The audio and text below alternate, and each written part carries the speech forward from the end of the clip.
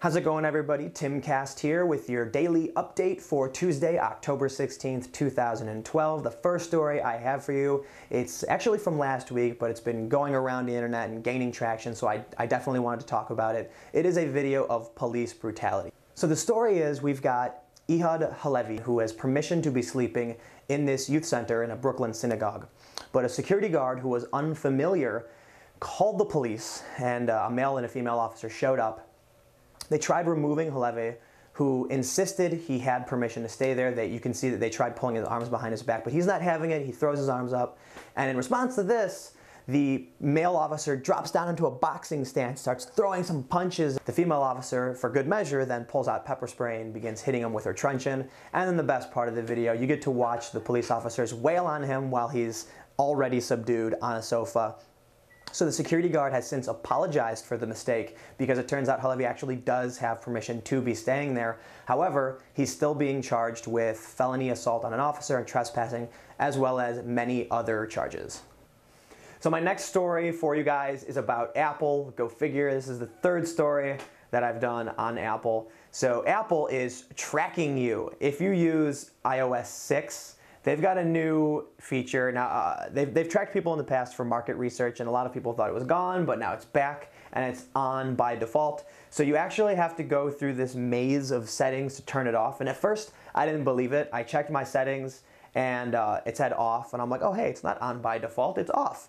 But this is where this is where it gets a little confusing. Okay, so first of all, you have to go to settings, general, about, advertising, and then this is where it's really funny. It says limit ad tracking off. So the first thing I see when I open it up, it says off, and I'm like, oh, no big deal, the ad tracking's turned off. And then I realized, no, you have to turn limit ad tracking on in order to get them to stop tracking you. So that's totally absurd. And again, for everybody, if you're using iOS 6, you can just go to your settings, general, about, advertising, and then click limit ad tracking if you'd like to turn that off. It's really confusing. It actually says on because you're turning on the limit. It's totally confusing, but that's how you do it. So my next story, it's actually an update from a story I did yesterday on the ongoing Gawker Reddit feud. Yesterday I mentioned that Adrian Chen, a staff writer from Gawker, did a story about one of Reddit's biggest trolls, Violent Acres. And today we learned that because he had his personal information thrown out there, he ended up losing his job and then resorted to going online to ask for donations. But the feud between Gawker and Reddit rages on even through all of this. Many members of the community are now expressing their distaste over the whole situation on both sides. Some people saying that he deserved what he got, he made himself newsworthy, and many others still defending the right to post anonymously online. And this has deeper implications for how morals are going to interact with how we perceive anonymity. In a conversation on Reddit, Violent Acres stated that he's really upset over the lies, insinuations, and exaggerations in Chen's story, but admits that through everything, through his job loss, he has no one to blame but himself. So my last story for everybody is really absurd. Pizza Hut offered a promotion where they wanted people to go to the presidential town hall debate and ask pepperoni or sausage. They offered people either a pizza a week for 30 years or a check for $15,000.